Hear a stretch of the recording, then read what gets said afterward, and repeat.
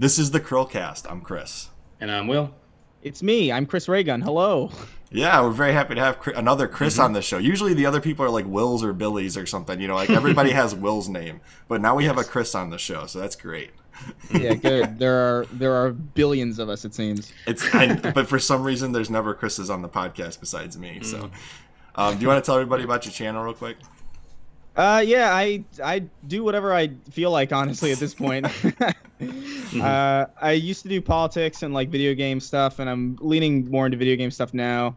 Usually, I don't even really know what the fuck I do anymore. I'm not even kidding. Like I've been on this platform for so long that it's like you just sort of fade in and out of different styles and different topics and styles, and like it's just a mess. I feel like a lot of YouTubers either like they get really niche and stick to one thing, or they expand and like they get really like kind of diversified, like you've done with your channel. And, yeah, and it's diversify. Diversify is a great way of like saying unfocused. Yeah. I mean, you've got the Snark tank. That's pretty focused on like a specific thing, right? You know, and then you've got your Twitch where you're like doing, you're doing your Let's Plays, not Let's Plays because it's more of a, I don't know how to describe it, but it's like a community play of a game. I guess that's kind of a Let's Play. Yeah, basically, I do different things on everything pretty much. But if you want to find him, youtube.com/Chris Raygun will get you there. Yeah. So, and I highly recommend if you're interested in interesting music, go check his stuff out. It's really good. Oh, thanks.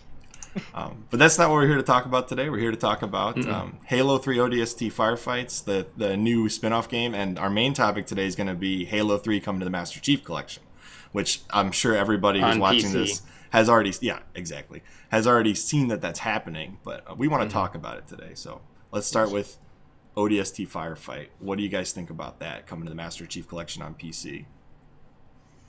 Oh man, I'm so pumped. I'm so excited about this because I feel like this was, first of all, it was like really jarring to me that it wasn't in ODST when it came. So when the Master Chief Collection launched, it was in such a broken state. It was such in a crippled, hobbled, disgusting, mangled state that they offered, like, they were like, hey, you know what? We're sorry. We're adding the campaign of ODST into the game for free. It was supposed to be like a we're sorry kind of thing, or like, hey, we're sorry. Yeah, and it's like, I was excited about it because, oh man, Firefight was so good. It had the best firefight in the series to me because it really felt like a survival mode. It felt like you weren't super strong. It really felt like the enemies were like closing in on you. It really felt like all you could do was like defend.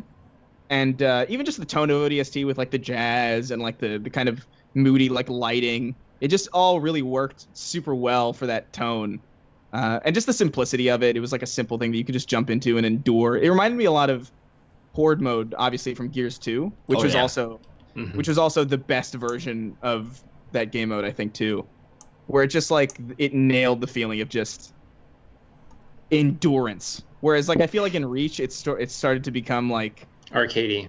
Yeah, it became like a let's get some high scores and let's like use our insane superpowers to just sort of fuck the enemies up, and it felt more like a shooting gallery, and I never really cared for it. Yeah, I mean, I agree with you on that. Like, because it's an invasion on the planet, right? And you're an ODST. It really fits the theme of the game really well. And on top of that, who doesn't love playing as Sergeant Johnson for once? Like, that's pretty amazing. That was like the reason I pre-ordered the game, to get the Sergeant Johnson. Game, so yeah. I definitely pre-ordered it, but Johnson was just the icing on the cake. That was so good. Embarrassingly, I did not realize that this was a spinoff. So when I saw that first ad, when you see like the drop pod going through the city, and you have like the little camera guy, I can't remember the superintendent. There we go.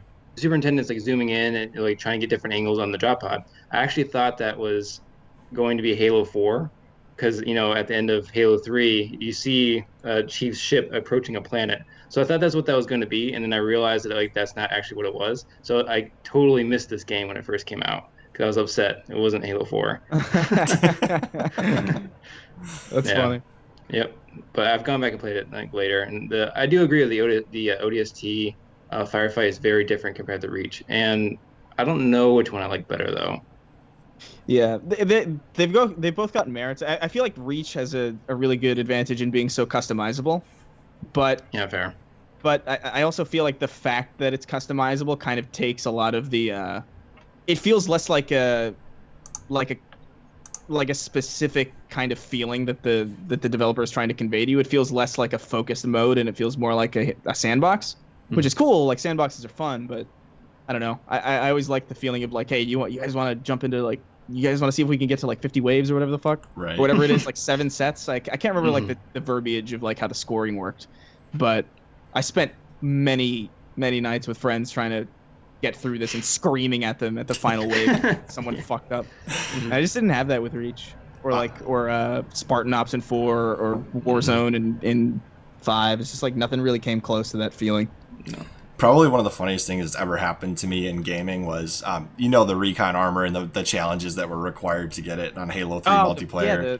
The Vidmaster achievements. Correct. So this one in particular, the Firefight, famously, I've already talked about this. Not famously, we're not famous, but I've already talked about this once a long time ago.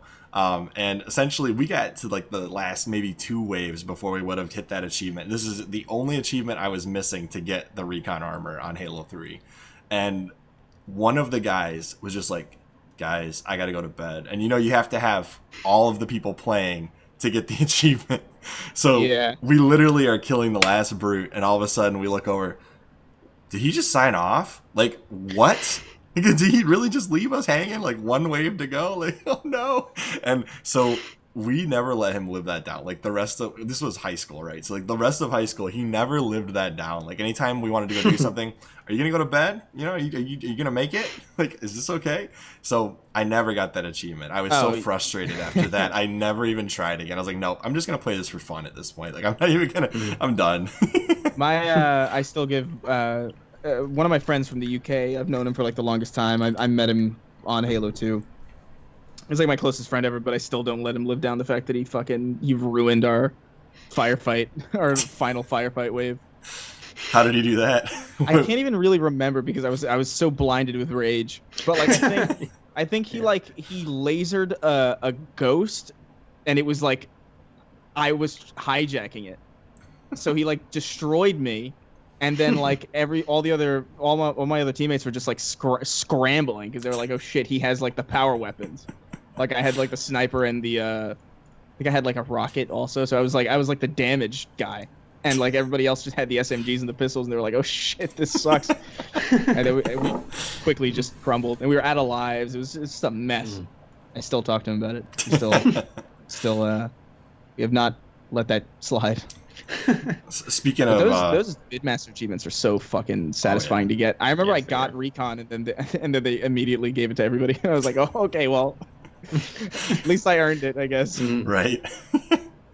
I was just gonna say, speaking of UK friends, what's kind of sad is it took me until about a couple weeks ago to realize that Paul was voiced by Hidden Xperia back like last December.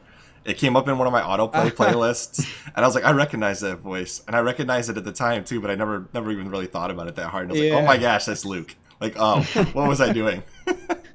Yeah, I like that stupid device on my channel because it lets me just collaborate with people without it being like. I've seen a lot of like YouTube channels where it's like a collab kind of engulfs the video, and you're like kind of like, oh, if you're watching somebody for them and then like some random dude shows up, it's kind of like, oh, I don't know if I really care to watch this. So like, and I knew that people felt that way, so I was like, oh, this would be a fun way to kind of get people in and out and get people to be like, oh, I recognize that voice. Yeah, but I had watched it when it came out, and I don't know how I missed it until it came up in an autoplay later. I was just like working one day, and I was like typing away, and I was like, that's Luke. Like, I recognize that voice. Luke's I met him at PAX West I think a year or two ago. He's insane. He's a psycho. Super cool dude. Yeah, he is. He's pretty good. Pretty good. He's okay. just okay. Not even that. So we're gonna talk about a subject that's kind of a little more close to his heart, I'm guessing, is a spin-off game. I'm sure he wants some kind of Flood spin-off game. I know he's really into the Flood. But what would we like to see as far as a spin-off game if 343 is working on one? Why don't you go first, Chris? Unless you don't have something. I know Will's got something. I'll let Will go first. Yeah, I gotta think. A little honestly, I think Luke actually had the same idea. Like, I went back and watched his videos, and I might be stealing his idea now, but I would love to have a Flood spin-off game where you're just like a normal Marine, like on Halo 1 on the Halo ring, going through the bowels of the Halo ring, being chased by the Flood, and you have like all these gory death scenes, and you like see all of your fellow Marines just being turned into those monsters. I think that'd be really, really cool. Yeah, like an alien isolation type. Exactly. Deal. Yeah. I think that's how you actually described it, wasn't it, in the video? I believe I did. Yeah. We did a collab with another cool. channel that he was literally looking for spin-off games they need to make, and like a week later, 343 is like, we're looking for people to make a spin-off game, and he's like, I hit this on the head. Like, this is the perfect time to do this video. Yeah, a horror game would be amazing. Like, I would be totally down for that. You know what? Honestly, I've been playing a lot of. I've been playing a decent amount of Gears Tactics, like more than I thought I would, because I'm not into tactics games at all. And I guess I thought I wasn't, because like the only tactics games that I saw existed were like XCOM, which looked like too generic sci-fi to me, and like Final Fantasy, and I was like, what is this weeb shit? so I was just like, I just never got into it. But like I've been playing Gears Tactics, and I really kind of like it, and I feel like it could work with a lot of different IP. But I think a Halo Tactics would be pretty sick, honestly. Yeah, I've been saying either like an XCOM style, or like I don't know if you've played Advance Wars on the Nintendo Game Boy and whatnot. I don't know. I don't think it's come to a modern console yet, but no, that's old. Advance Wars would be sick with Halo, I think. I really do. Yeah, that could be wild. There's like endless potential for spin-off. Yeah, or they can finally make that Peter Jackson game where you become the bullet or whatever. You know what I'm talking about? It was like a canceled Halo game where like you get infected by some kind of Forerunner technology and you slowly become the weapon. What? Did I miss this entirely? So trippy. Yeah, look it up. I'm so happy it wasn't made. Sounds so. You said Peter Jackson? It sounds like a fucking M. Night Shyamalan It's movie. so weird. Is this a game or a movie? No. It was a game. So he was originally going to direct the movie, or he was producing the movie or something. And for him to get those rights, he was also going to work on a game. So it was a collaboration with him working on a game and also making the movie. So it all fell apart at the same time. Yeah, I don't know if I'm able to find that, Will. I'm going to be honest with you. That seems like it'd be a hard one. Like, based on everything I'm seeing here, it's just like the movie. If you look up why, his canceled Halo games, it's in one of those lists. Is it? All right. Yeah. I'll give it one more shot. Very hard for this. There's a Lego one too. There's a Lego one that got canceled, or like a Mega Bloks looking game that got canceled. Yeah. And then there was I don't know if this is true, but I feel like I've seen it, like not in person, but like I've seen it in videos, and it would be like so hard to fake. Where it was like there was like this Halo version of Halo 2 running on a DS. Yeah, really that's a real thing. Yeah, I don't know. It's the backstory. I'm not going to give a lot on it because RGT85 did a great video on the entire history of that.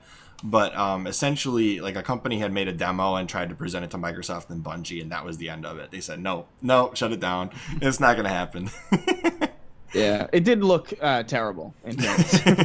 Yeah, because like I don't know how you play an FPS on a DS. To be fair, if a company was going to do it, the one that did do it, they did some relatively okay shooters on the DS. But who did it? It was a company that was doing it with EA. I don't remember the exact company, but they had done like a Call of Duty clone on the DS, and it ran okay. Like, yeah, there it is. It's similar to that. Like, they used the stylus as the second axis instead of like an actual. That'd been awful. I'm saying like for the DS and what it had, like it was okay. Yeah, there it is. That's the Mega Bloks. The Mega Bloks. This one actually looks kind of. It looks kind of fun. Like I wouldn't mind that. That's the fun like little kind of rated E for everyone kind of. But I really it came out right at the time when everyone was hating 343, so everyone was like, "Oh my gosh, another terrible game." Oh yeah. So yeah. Yeah. So I will say this: if Mega Bloks ever wanted to make like a real dent in what Lego has going on in video game space, Halo would be the way to do it. I mean, guaranteed. Like that's a solid way to do it. Because Star Wars is such a hard competitor for like Mega Bloks to come in. Like, oh, we've got our own version of this. Yeah, I think so. I think that'd be a good idea. All I want honestly is like if they could just make, they They could just make Crash Team Racing, but Halo skinned. Like I'd really appreciate that. That'd be cool. Like, or just do it like Death Race, basically. Like it's like a multiplayer game with like Halo physics in it, right? Like that would be pretty sick. Or you can do Mario Kart, and you can have like the frag grenades and stickies as some of the power-ups. You can also have like a flood spore that like attaches to someone, like I don't know, slows them down and zombifies them. That'd be cool. There's a lot of fun. There's a lot of fun ways that you could really take any brand and like fit it into the context of a game if you're creative enough. Like I remember a friend of mine. This is like a long time ago, and it's like we were working on this because I was trying to study game design a long time ago, and we were trying to make this like Mugen character fighter. Based on like Seinfeld, and we just had like all these we just had all these Seinfeld it was so stupid, but it was actually like fun because you could you kind of rationalize a lot of like stupid things, like, oh yeah, Kramer swoops into the door, that could be his like special attack, he just like slides across the stage. Just like all this fun shit. Like if you're creative enough, you could make pretty much anything work in any genre, I believe. And Halo is like really rife with like possibility with that, just because like the crazy shit that you could do with the physics and just the world building that's there. I'm just picturing like after a finishing move in a Seinfeld fighter game, like that bass twang sound, and like them just looking at the camera, like like,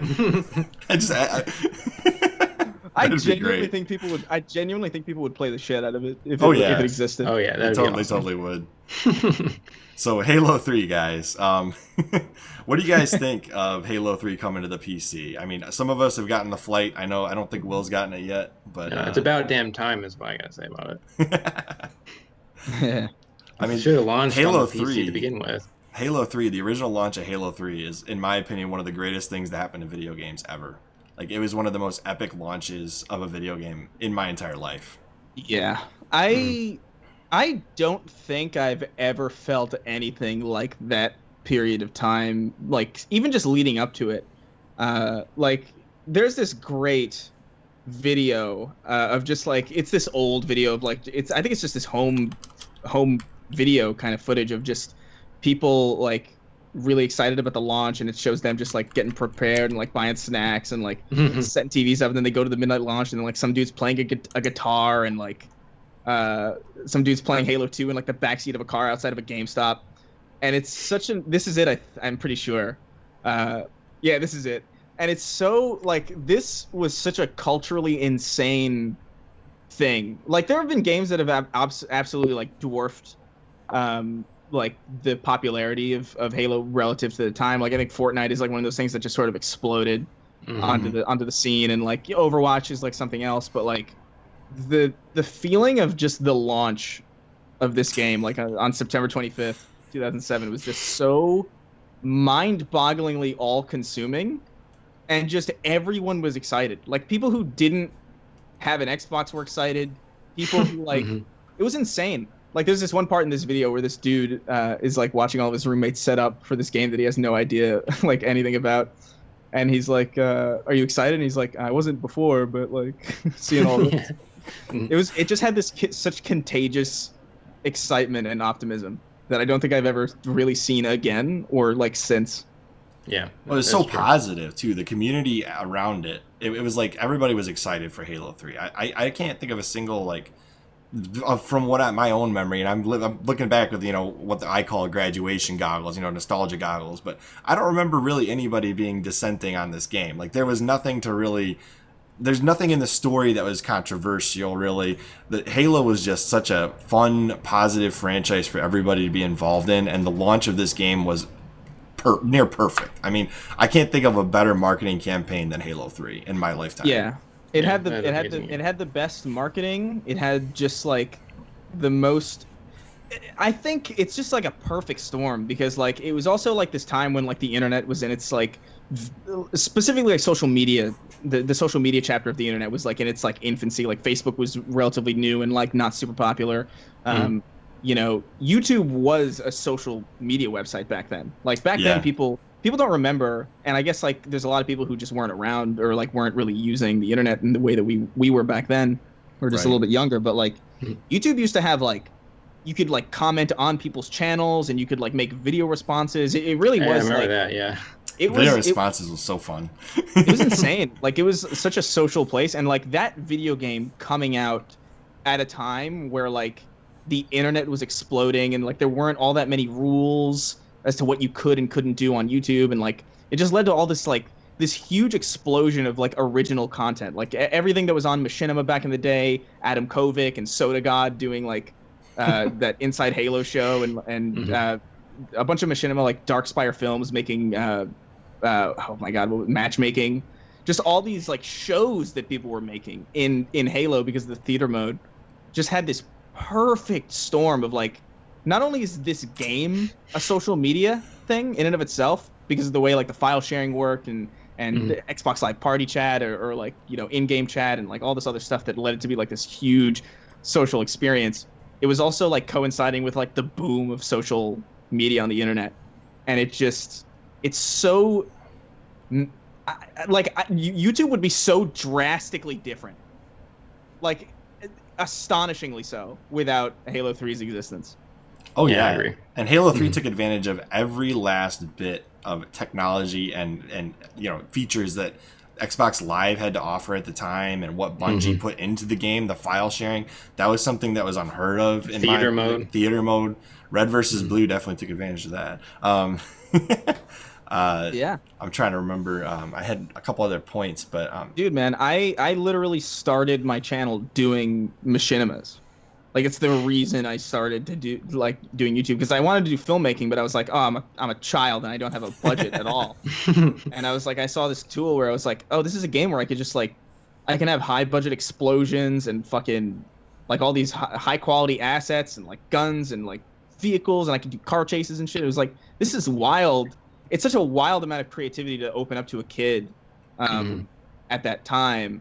And it's kind of, it's so funny now, because like now you just, you know, you could just get Premiere as a child and like, you know, like it wasn't nearly as accessible. No, just it definitely wasn't.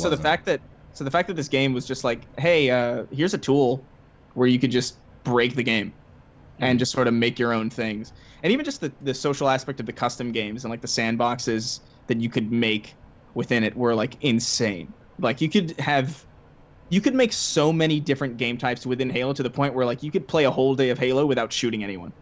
You're totally right. That is totally fair. Yeah.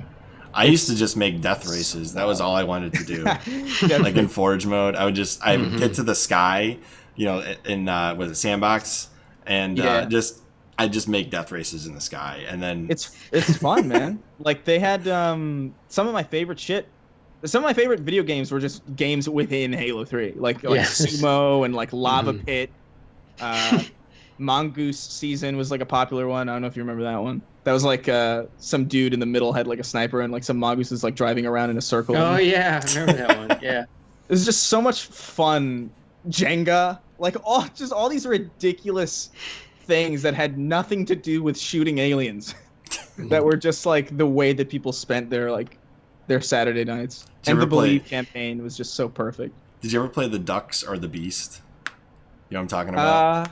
I don't know if Halo 3 was funny because I probably played that, but not by name, not by that name.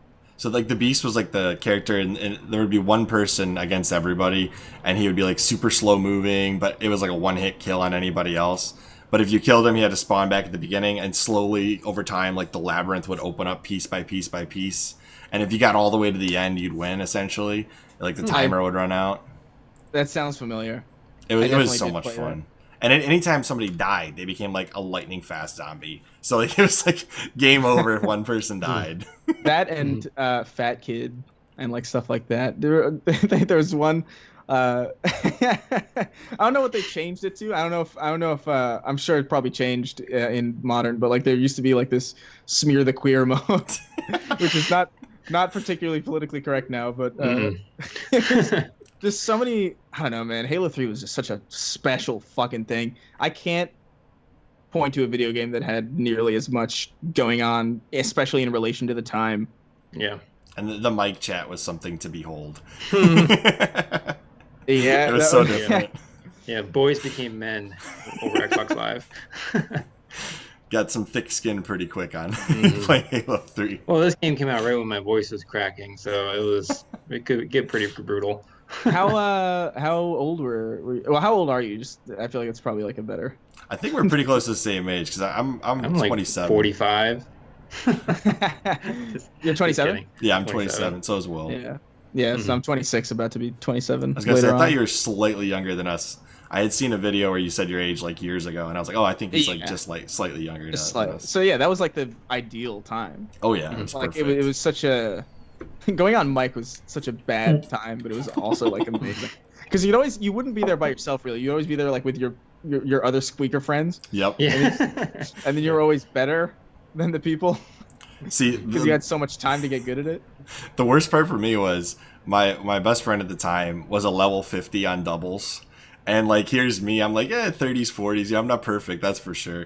And so like, he just trashed me all the time. He's like, dude, you totally lost this for us. Like, come on, dude, like you're level 50. We're just playing together. Like, I can't really do much here to make this game work better for you. Like, you just need to carry me, and then I'll get to level 52. Yeah, the leveling system was like I never got past. I think I focused on Team Slayer, but I think I never got past like I think 37 was like my highest. I think I was stuck at 20 because I honestly sucked at multiplayer in this game. I played so much Halo 2 that when they switched over to they changed it to hit scan or just projectiles? They changed it to projectiles from hit scan. Yeah. Yeah, so I couldn't adjust, and I was so confused why I couldn't hit anybody. So I guess the last thing I want to talk about in regards to Halo 3, so the fighting's already started, but it's launched pretty well, comparatively speaking, to Reach, Halo CE, and Halo 2. Is there anything we're worried about, or like, are we worried about other things breaking on the Master Chief Collection, which has happened previously on some of these things? That's what I'm worried about, is just they release this game and it breaks something else. Yeah, that's probably going to happen. I mean, the game is huge. It's running like nearly like almost 10 different engines at the same time. Yeah. I know it's like obvious that like you know a game should be released when it's finished, and like there's no real tolerance for a busted game, and I think that's totally valid. But at the same time, I also can't help but look at the Master Chief Collection as just like one of the most impressive undertakings that I've ever seen. Right. Just because the very fact that you can matchmake between game engines is kind of insane that works at all. Like, because I remember when they were announced in E3, I think 2014, where the rumor was that they were going to announce the Master Chief Collection and Halo 2 Anniversary, and I remember thinking, nah, no way. They're probably gonna do like, because even I, like at that age, was like, that's so much work. I was like, I thought that it was gonna be for sure that they were gonna be like, okay, well, you know what, people love Halo 2. They're probably going to bring back Halo 2 multiplayer. They're probably going to beef up the campaign like they did with CEA. And that was as much as I was expecting or needed at the time, honestly. And then they were like, no, it's every single game. And I was like, what? It's like, oh, yeah, you could matchmake between them. And we're doing Halo 2 Anniversary. It's like, this is a lot. Yes. It was a shocking amount of, content. Yeah, and it bit them in the ass, so... Oh, for sure, yeah. There's no like I think the second they announced that, actually I was excited, but I was also worried because I knew that couldn't be easy. Like just based on the collections that had been released up until that point. Like you had the Uncharted collection that launched without the multiplayer at all. Obviously that's a single player focused game, but like people loved Uncharted 2's multiplayer from what I recall. So they must have known that there was an audience for that and decided not to because it's probably too much work. To get all those different games, like... Well, didn't they only have like a year to do all of the other games? That they originally were only doing Halo 2 Anniversary, and then like the last year, like, oh, let's just do all of them. Yeah, I think so. I don't know if that's exactly what happened, but definitely something similar where it started as Halo 2 Anniversary and then it blossomed into like a collection. Okay. And now it's even blossomed even further than that. Now it's just like a complete Halo collection, and not even just the main titles. Now you got a complete ODST. You've got Reach in there. Yep. It's kind of insane. Like I'm astounded that it works at all. Yeah, that's fair. Honestly, like when I first got it, it worked fine. The UI was kind of clunky, but Halo 2 was amazing. So I was happy. Yeah, the campaign of Halo 2 was like incredible, and that was pretty much the only thing that you could play at the time. Like I remember I couldn't find a game to save my life. I was so excited too. I got like some friends over to play. I was like, let's get some, and it just didn't work. And I was like, this sucks. Yeah. I just want to point out the Burger King guy made an appearance at the Halo 3 midnight launch. Yeah, I mean, Bill Gates sold the first copy, I'm pretty sure. What a fucking insane. Like, I'm just watching this. It's like such a wild. I don't think you'll ever see something like this again, man. Like, I genuinely don't even think that's like nostalgic. I just think just based on how we consume media nowadays, based on how we even get our games now, where we just sort of download and preload and we don't really go out anymore. This was, I think, probably the last big midnight release. I think this was bigger than any even iPhone launch. Like, this was huge. Like, Yeah. an iPhone's launching at this time, like, they would have crowds lined up for days. Like, and I think this was bigger. Yeah, I believe at the time, Halo 3 was the biggest media launch of all time, including every movie before then. Oh yeah. Yeah, no, it definitely was. That was true of Halo 2 also. Just continuously shattered records and expectations. And what was so cool about it too is that, like, and Bungie had been doing this for a while, but like Bungie really knew how to facilitate that because they were able to. They had these like Vidocs that they would put out, and it would just show them working on the game. And I at that time, I don't think I ever saw any other studio doing that. Like, I can't recall watching like a BioWare Vidoc about Mass Effect 2 or like a Naughty Dog Vidoc about Uncharted 2, you know? Like, Bungie was really the only developer that I knew that were doing that were giving players like kind of like an inside look as to like, hey, you know, this is what we're doing. And what was so refreshing about it was that it sort of gave Bungie like a personality because you saw faces. Like, even to this day, like the reason that my roommates and I like are still playing like Destiny is because like Luke Smith is always there talking his ass off, and it's just the same dude. And it's like, oh, it's so nice that this company just has this personality, even if it is just like marketing and just sort of like, you know, smoke. It still goes a long way in just making a community like feel real. And especially in the Halo 3 days when those Vidocs were just so transparent. Like, there were people in those Halo 3 Vidocs that were like, yeah, it's not working. I'm gonna cry at my desk some more. I'm really stressed out. This could be such a huge failure. Everybody's expecting it to be good. It has to be better than good. God damn it, I'm so scared. And it just comes out and it's brilliant.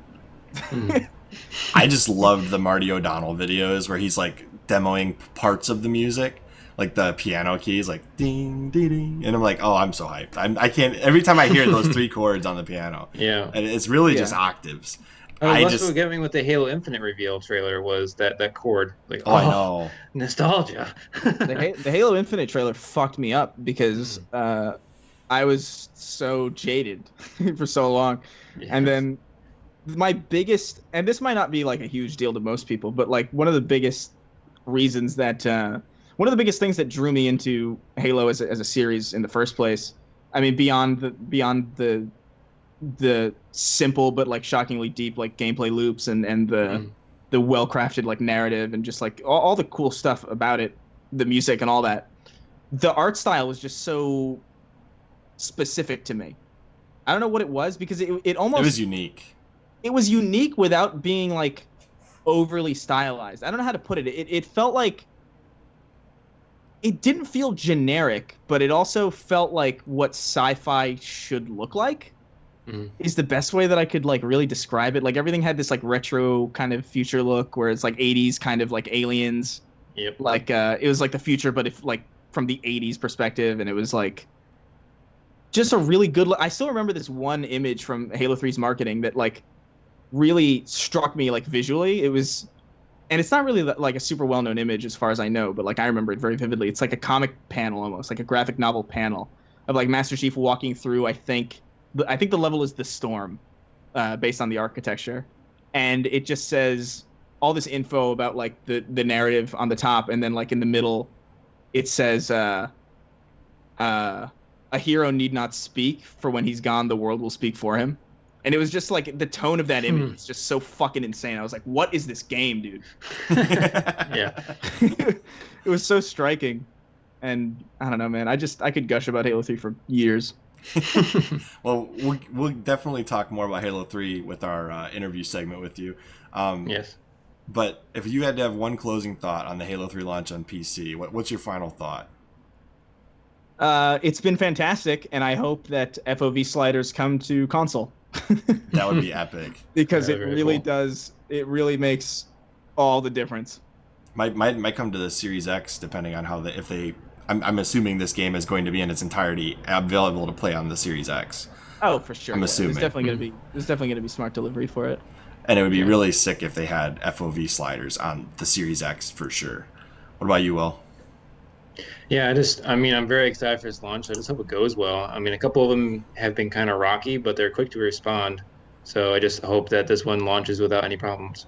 And one thing that's never changed is their transparency is amazing. Yeah. Like they're like, we're working on the bugs now. We know they're happening. You know, like it's not like Activision. He's like, okay, a month later, we're addressing bugs now. Like, you know, Yeah. they're on it. Yeah, I have to admit, I love is it the publishing team, or did they have a different name now? That work on the legacy games. Anyway, I really love that team. Oh, okay. I feel they've been super transparent, and they're working really hard on all these games. And even like the menu screens have changed on MCC, and I love the menu screens now. Yeah, They really need to make sure that this launches, but like hold it off as long as you need, like for real, because like Halo 3 is That's without what a we're doubt- waiting for. that's the one that everybody's waiting for. It's the most important one. I think it's the best one. And I think it really does deserve as much care as possible. If you have to push it out, you know, an extra month later, that is time that we will appreciate. 100%. Ever since Halo Online that eventually became El Dorito, people have wanted this so very bad. And if it's anything less than essentially perfect, people are gonna be disappointed. You know what I mean? Like there's so much hype behind this coming to PC, because the last time we had a Halo launch on a PC that wasn't, you know, Master Chief Collection, that wasn't Halo 1 or 2. We did get Reach, which was new for PC, but the last time we got a 1, 2, 3, 4, you know, numbered Halo game on the PC launch was 2 in 07, right? So 3 is like, everybody's been waiting for this since 07, essentially.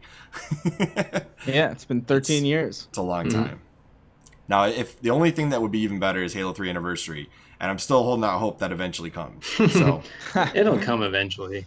I would settle for I've been saying for years that like I would pay top dollar for just Blur Studios to just do like the Final Fantasy like Advent Children style movie of just Halo 3. You don't even have to make a remaster. Just make me like just make me a CG movie that looks as good as Halo 2 and all. There you go. I'll be all over it. Well, I'm going to wrap up this Monday segment. We've gone on pretty long on Halo 3 because we all love it, obviously. So, as always, I'm Chris. And I'm Will. I'm Chris also. And we will see you on next CHRILLCAST. Bye, guys.